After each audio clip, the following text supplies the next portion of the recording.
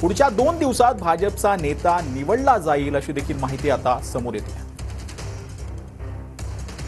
आपले प्रतिनिधी संदीप राजगोळकर आपल्या सोबत जोडले गेलेले आहेत। संदीप, खरं म्हणजे महायुतीच्या बैठकीतून मुख्यमंत्री पद कोणाला मिळेल हे जवळपास आता निश्चित झालंय की अजूनही सस्पेन्स जो आहे तो बाकी आहे, कारण की एकनाथ शिंदेंचा योग्य तो सन्मान राखला जाईल असं म्हटलं जातंय। नक्की यामध्ये त्यांना कोणतं पद मिळू शकतं, कारण की मुख्यमंत्री पदावरती भाजपचा दावा जो आहे तो आपल्याला प्रबळ पाहायला मिळतोय, कारण की त्यांनी जास्त जागा ज्या आहेत त्या जिंकलेल्या आहेत।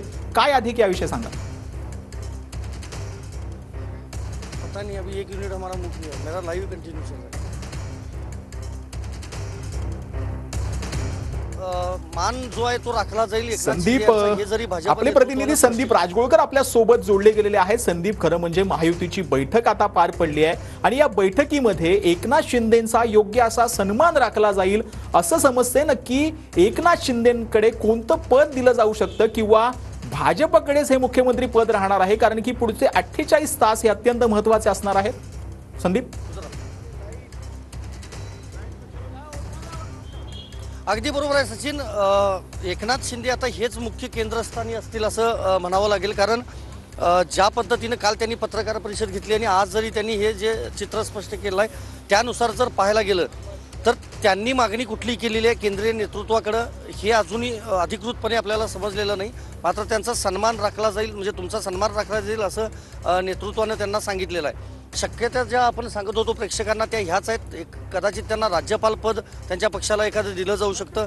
दुसरं महत्त्वाचं, श्रीकांत शिंदे जे सुपुत्र आहेत एकनाथ शिंदे यांचे, त्यांना कॅबिनेट मंत्रीपद दिलं जाऊ शकतं किंवा एकनाथ शिंदे यांना उपमुख्यमंत्री पदाची ऑफर असू शकतेच। त्याचबरोबर केंद्रामध्ये एकनाथ शिंदे यावेत, पण त्यांनी सांगितलं होतं की मला तिथं इंटरेस्ट नाही।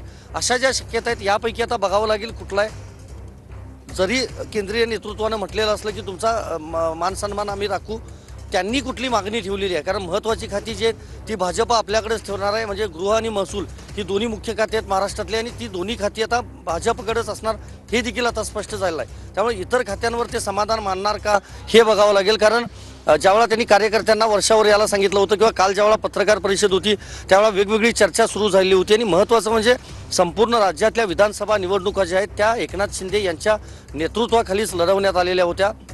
आणि मी मगाशी सांगितल्याप्रमाणे पुन्हा एकदा सांगावं लागेल की लाडकी बहीण योजना जी लोकप्रिय ठरली होती, ज्या योजनेमुळे हे महायुतीला इतकं मोठं यश मिळालं, राज्यातल्या महिलांनी मोठ्या प्रमाणामध्ये महायुतीला मतदान जे केलं, त्या बाबतीतली जी घोषणा 1500च्या जागेला आम्ही 2100 रुपये देऊ ही घोषणा मुख्यमंत्री एकनाथ शिंदे तत्कालीन मुख्यमंत्री त्यांनी केली होती। ही घोषणा फडणवीस किंवा अजित पवार यांनी केली नव्हती। आणि जर एकनाथ शिंदे मंत्रिमंडळापासून बाहेर राहिले तर मात्र